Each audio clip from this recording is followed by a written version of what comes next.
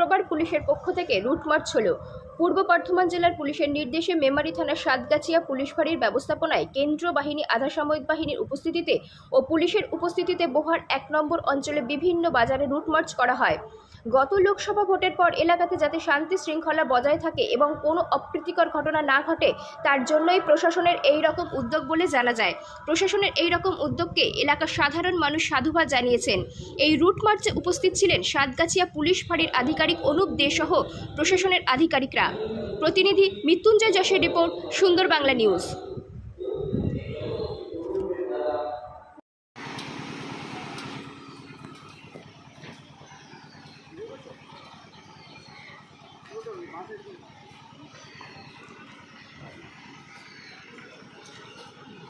Very far away.